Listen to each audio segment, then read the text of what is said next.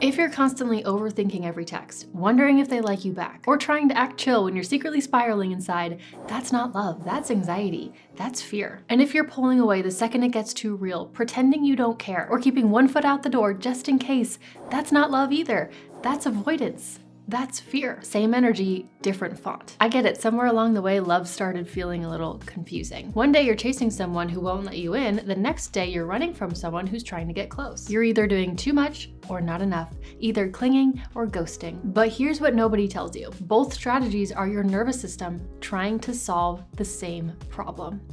How to feel safe in love when love has never felt safe. So in this video, we're gonna dive into the attachment styles and identify which one yours is. And then I'm gonna walk you through how to become securely attached, what it is, what it looks like, how to get off that anxious, avoidant roller coaster, and how to start showing up in your love life with confidence. Hey friend, welcome back. If you're new here, my name's Jillz and I help women step into their power, tap into their divine feminine, and become their best self, live their best life. So if that's something you want to do, you should subscribe and stick around. And just in case you want more from me besides just my YouTube videos, you can always check out my deep dive feminine energy course or any of my other courses or digital products. They are always linked down below. Now, before we dive into the how-to, let's address the word that everyone has been loving the past few years. Detachment. This word gets thrown around like confetti in the self-help world, and honestly, that's because it's important, but most people think about it wrong. If you're avoidant, you hear detach and you think, perfect, I'll just ghost everyone and call it boundaries. And anxious types, they hear it and panic. They think, detach? What do you mean? I need to be loved. So here's what I want to clarify. Detachment is not acting as this unbothered robot. It's not just saying, I don't care what happens. And it's definitely not disappearing when things actually get real and calling it self-protection. Real healthy detachment, the kind that we're talking about here, is this. I can care about you without making your feelings my full-time job. I can love you without losing myself. I can want things to work out without controlling every variable to make sure they do. I can be present without being codependent. Detachment and the secure attachment style are like besties, okay? They are one and the same. If you've been ping-ponging between I'm too much or I don't need anyone, between chasing and running, between oversharing and shutting down completely, or if you just lean one way, really anxious, really avoidant, you're not broken. You're just stuck in survival mode. And your nervous system is trying to keep you safe the only way it knows how. So let's break down the attachment styles and figure out which one you are. And then I'll show you exactly how to start operating from that secure, healthily detached place, whether you lean anxious, whether you lean avoidant, or a little mix of both. All right, let's get into it. The first thing that you need to know, attachment styles are not personality traits. They're not who you are forever. They're just patterns your nervous system learned to survive relationships when you were younger and to feel safe in relationships when you were younger. Think of them as like your emotional default settings. Settings can be changed. Now, if you're not totally sure what your attachment style is, I actually made a free quiz. It's linked down below that you can take, and it only takes a few minutes. It's really easy. And the results give you a really clear starting point. So feel free to pause this video now and take it, or just come back to it at the end of this video. So first, just in case you're unaware with the attachment styles, there's anxious attachment, there's avoidant attachment, there's disorganized attachment, which is a mix between anxious and avoidant, and there is secure attachment, which is the end goal. That's where we want to be. But let's break this down. If you're anxiously attached, connection feels like oxygen to you, but you're always worried that it's going to get cut off. You crave closeness, but you're terrified of abandonment. So what does this look like in real life? You're the person refreshing Instagram to see if they watched your story. You're analyzing response times like you're a scientist. When someone pulls back even a little, your brain immediately goes, what did I do wrong? How do I fix this? You probably over-explain yourself a little, apologize for things that aren't even really your fault, and have a hard time believing that someone could actually want to be with you without you earning it somehow. If you're avoidantly attached, independence can feel safe, but intimacy can sometimes feel like suffocation. You want connection, but on your terms, and maybe from a little bit of a distance sometimes. You're the person who gets the ick for stupid reasons. You keep your options open, just in case. When someone wants to have a serious emotional conversation, your first instinct is to find the exit. You probably pride yourself on being low maintenance. You probably tell people that you're just not really the relationship type, and you convinced yourself that needing people is weak. And that was me. And if you're disorganized, if you have disorganized attachment, which is super common, that basically means that you are ping-ponging between both of these. Some days you're the anxious girlfriend, other days you're the avoidant one. You want closeness, but then sometimes it feels like a little too much. You want space, but then when you have it, you start to feel abandoned. Now here's the thing though, none of this is random. Your nervous system learned these patterns for a reason. I repeat, this is learned behavior. Your attachment style is not a character flaw. It's an adaptation. Maybe love felt conditional when you were growing up. Maybe the people who were supposed to keep you safe weren't actually that consistent. Maybe you learned that caring too much meant getting hurt, or needing people meant being disappointed. But here's the thing, you're not a kid anymore. You get to choose different people. You get to set different standards, and you get to show up differently too. Secure attachment is the goal. And here's what this looks like. You can want someone without needing them to complete you. You can miss someone without letting your absence make you question your worth. You can have disagreements without thinking that the entire relationship is over. You trust that good people exist and that you're capable of recognizing them. You don't take every mood shift personally. You can be alone without feeling lonely, and you can be close to someone without losing yourself. And most importantly, you operate from abundance, not scarcity. You're not trying to hold on to someone who doesn't want to be held. You're not convincing anyone of your worth, and this is where that detachment we talked about earlier comes in, because secure people have mastered healthy detachment. It's caring without caretaking. It's loving without losing yourself. Being close without becoming codependent. Feeling your feelings without becoming your feelings. And here's the thing, secure people still get triggered too. It's not just you. They still have anxious moments or feel the urge to shut down sometimes. But the difference is when you are secure, you don't react from those places anymore. Imagine this, secure attachment is like being a tree with strong roots. You can bend, you can sway, you can weather storms, but you don't get completely uprooted every time the wind changes. That's what we're cultivating. So now that we covered that, let's get into the how. Okay, so now hopefully you understand your current attachment style, and now you understand what secure attachment looks like. And we're gonna talk about how to get you there. But here's where people think about it wrong. They think they need to feel perfectly secure before they can act perfectly secure. They're waiting for some magical moment when the anxiety disappears, when they all of a sudden stop getting triggered, when they naturally trust that everything's gonna work out, when they're all healed now so they can detach and be confident and be secure. It doesn't work that way. You don't wait until you feel like a gym person to show up and start lifting weights, right? You don't wait until you feel naturally assertive to start speaking up in meetings at work. You don't wait until you feel perfectly confident to start acting with confidence. Same thing here. You don't wait until you feel secure to start practicing secure behavior. Do you want to know truthfully how I healed my attachment style? I just started acting like I was already securely attached. That was literally it. I didn't go to therapy. I didn't meditate or journal about it or journal to my inner child. I didn't overanalyze or blame my parents for not loving me the right way. I just asked myself, what would a securely attached woman do right now? And then I did that. Even when it felt awkward, even when it felt uncomfortable and wrong, even when my brain was screaming at me to do the opposite. The action came first. The nervous system caught up later. You act as if, not to pretend or to fake it, but to start teaching your nervous system a new way to respond. A lot of people think that that inner healing has to happen before the behavior changes, but it actually tends to be the opposite. You don't wait to feel secure before acting secure. You act secure and you let the inner healing catch up on its own. This is what I want you to understand. That inner healing and that brain rewiring will happen on its own in the background as you show up and behave differently. Think about like learning a new language. At first, it feels really unnatural, very clunky. You forget the words. You have to pause and think before you respond because you have to figure out how to say what you want to say. But the more you practice it, the more natural it becomes, the more wired it becomes into your brain. And it's the same with secure behavior. So what does acting as if actually look like? It looks like taking a breath before you respond to that confusing text instead of firing off 3 rambly texts in a row. It looks like staying present in a conversation, even when your brain is like scanning for red flags and wanting to find the exit. It looks like saying, hey, I need some clarity on where we stand without apologizing for your needs. It looks like not refreshing their social media every time you're away from them. Act as if and let the nervous system catch up later. Let your old self freak out a little bit.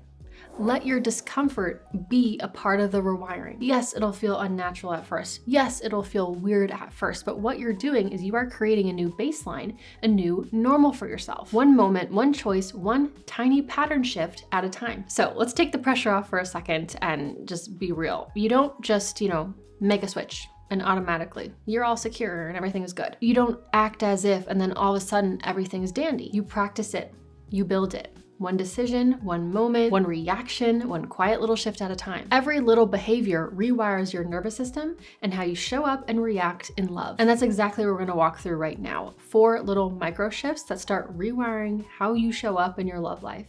And these work whether you lean anxious, whether you're avoidant, or whether you're that fun combination of both. Okay, so I'm gonna break down exactly how these show up for people and what to do no matter your attachment style. Because while these attachment styles might look different on the surface, the root is almost always the same: fear. A fear that love isn't safe.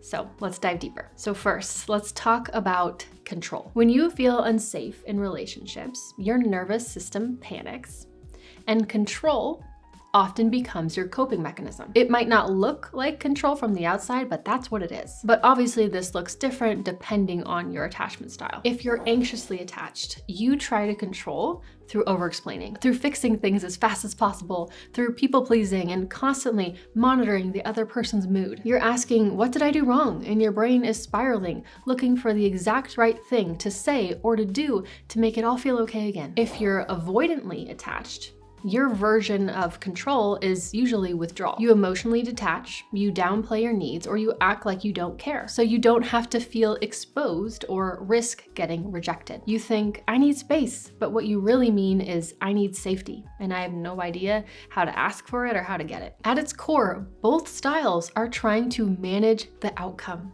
to prevent rejection, avoid discomfort, or control how someone else feels about you. So here's the micro shift. Control doesn't create safety.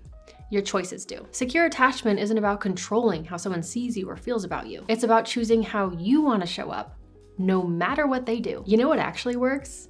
When they don't text you back, you go live your life. When they mention their ex, you're like, cool story, and then you change the subject. When their energy shifts, you notice it, but you don't immediately make it about you. When they say that they prefer blondes and you're a brunette, you don't go running to book a salon appointment, you just don't do anything. When you kind of feel them pulling away, you don't shapeshift yourself into someone else to make sure that they stay. You let things play out naturally, as they're meant to. So this first micro shift is moving from control to choice. AKA, you consciously decide how you want to respond without trying to control or manipulate the situation. What if you just let a little bit of uncertainty exist in the moment and didn't try to change it? That's what secure people do. Again, not because they're these weird, unbothered robots, but because they don't let their triggers run the show. Control feels like power. And that's why we tend to shift into these anxious or avoidant patterns. But it's actually fear in disguise. It's your nervous system scrambling for safety. The real power move, choosing not to react, choosing to stay grounded, choosing to let things unfold without micromanaging every step, and choosing yourself, even when your nervous system is begging you to do the opposite. Now, moving on, that's easy to say, right? Making better choices. That's easy to say when we are not in the moment and when we're removed from the situation. But what happens in the actual moment? What happens when your nervous system gets completely hijacked? When they don't text back and your stomach gets all like weird and it drops? When they start to seem distant and every single alarm goes off in your system? When you're literally flooded with the urge to chase or to run? Often when these triggers happen, we suddenly react, right? That's why we call them triggers. Your body is like, emergency, we need to fix this now. And that's where most people think they can't choose differently. They think that because they feel panicked, they have to act panicked. But here's what changes everything. You can make secure choices even when you feel completely insecure. The trick is giving yourself just enough space to access that choice. So this is the second micro shift. You move from panic to pause. Before you can choose differently, you need to pause long enough to remember that you have options. You're still gonna feel the anxiety.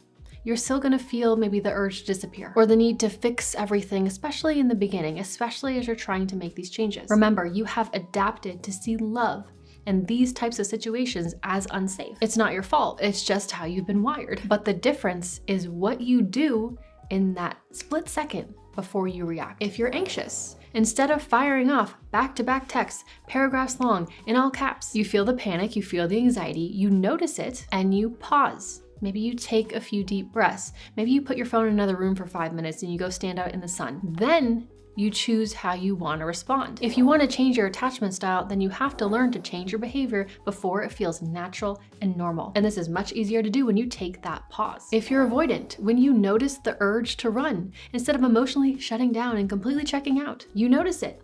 You notice that little panic, but first, you pause. You take a deep breath and you decide to stay present for even just like 10 more seconds. You pause, then respond. You pause, then you choose what you're gonna do. That's it. You're not trying to stop the feeling in those triggers.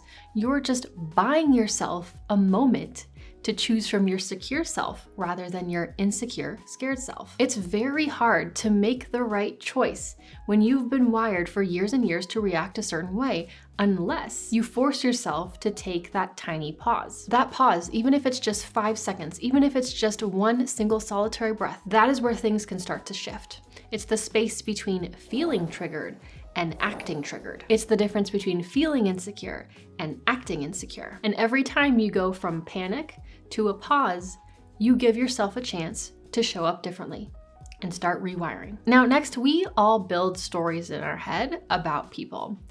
That's normal, it's a part of being human, but people who are not securely attached take that to a whole nother level. Instead of just having thoughts about someone, you start living in a fantasy version of them. And that fantasy becomes more real to you than the actual person standing right in front of you. If you're anxiously attached, you stay hooked on someone's potential. You're like, but they used to be so sweet, or, oh, they just need a little bit more time. Even when their actual behavior right now is unreliable and inconsistent, and just bad. You hold on to crumbs because you've built this whole future in your head with the version of them that you fell for. If you're avoidantly attached, your fantasy is different, but just as strong. You create this perfect, ideal partner in your mind. Someone who's chill, not too needy, never asks too much, never gets too close, never challenges you, never invades your space. And then real people start to feel disappointing because real humans aren't like that. So you pull away. You tell yourself that they're too much or obsess over what's wrong with them. You stay distant while still wishing for a connection. This is the pattern that keeps you stuck in messy situationships and relationships that are no longer working and emotional limbo, or always thinking that the right person is still out there. If everyone would just stop being so dang human, right? It's like needing perfection that doesn't actually exist. Both of these patterns are different, but the root is the same. You're relating to a fantasy version of connection, not the real thing. So what's the little micro secure shift here? Move from fantasy to feedback. Look at patterns, not potential. Look at how you actually feel around someone, not just the version of them that you created in your mind. Look at what they're showing you, not just what they're telling you. Stop clinging to a fantasy and start responding to real life. So depending on the different attachment styles, this is gonna look different. So if you are anxiously attached, instead of replaying in your mind how sweet they were 6 months ago when you met them and how they bought you flowers that one time, ask yourself, how do I actually feel around this person right now? What are they showing me? What feedback are they giving me? Who are they? Not who do I want them to be? Am I constantly anxious or making excuses for them or walking on eggshells around them? Look at their patterns and use this as feedback. If you're avoidantly attached, this is gonna look different. The feedback you need is this person genuinely showing problematic patterns? Or am I following my usual pattern of trying to find an escape route when things get too real? Stop living in the fantasy that your perfect person will never trigger you, never need you, and never push you outside your comfort zone. Start noticing the actual patterns, not just in their behavior, but yours too. That's the feedback you need to break the cycle. Your nervous system doesn't need potential, it needs patterns. Not what someone could be or should be, but who they actually are, consistently. Now, the last shift might be the easiest and the simplest, but also the most transformational of them all. Because underneath all of our relationship patterns, the spiraling, the people-pleasing, the pulling away, the second-guessing, is one very, very human fear. What if I'm not enough to be chosen? What if nobody likes me? What if nobody loves me? What if I end up all alone? When you're operating from insecure attachment, you quietly tie your worth to whether someone else picks you. And that puts you in this weird powerless position. If you're anxiously attached, you're constantly scanning for signs that someone still wants you, that someone still chooses you. You might ignore your own discomfort or your own needs just to stay close, because being chosen feels like safety. You're asking, am I enough? Instead of, do I even want this? If you're avoidantly attached, you might look chill and unbothered on the surface, but here's what's really happening. You want them to want you, but you don't want to have to fully want them back. You're hoping for connection without commitment. You want the validation of being chosen without the vulnerability and the responsibility that comes with actually choosing them back. So instead of choosing, you hover. You kind of stay like half in, half out. You keep one foot out the door so you can't be fully rejected, but you're also not fully participating. Both of these leave you powerless. You're either desperately hoping to be picked, or you're avoiding the choice entirely because you don't want to face any ounce of rejection. So here is the secure shift from I hope they pick me to I choose to, right? So like for anxious types, instead of thinking in your head, do they like me? I hope that they want me. Start asking, do I even want this? Do I feel good around this person? For avoidant types, instead of hovering and hoping for a connection without any risk, this is where you need to step up and choose. Am I willing to actually choose this person and show up fully? Or am I just enjoying the validation while avoiding the vulnerability? Both styles need to stop giving their power away and start actively choosing. Anxious people by evaluating if they actually want what they hope wants them, and avoidant people by either choosing to commit fully or honestly and respectfully step away. In a relationship, you are not auditioning, you are participating. This isn't a one-sided performance where you are waiting to be chosen. Relationships have two sides, and you are one of them, which means you have to choose to. Now, before we wrap up though, here's something that might actually kind of blow your mind. Your attachment style isn't actually about other people. Well, not entirely. It never was. It's about the relationship you have with uncertainty. And the moment you start acting secure, you're not just changing how you show up in love. You're changing your entire relationship with the unknown, with the universe. You're teaching yourself that you can handle anything, even when you can't control the outcome. So it's not just about love. Being securely attached and being able to healthily detach will positively affect every single area of your life. But it starts with choosing to act secure, even when your nervous system wants to fight it, even when you're not fully healed, even when your brain is used to chaos or chasing. That inner healing will happen on its own time, over time, in the background. Eventually, you won't have to act secure, you'll just start to naturally become it. And that's how secure attachment is built.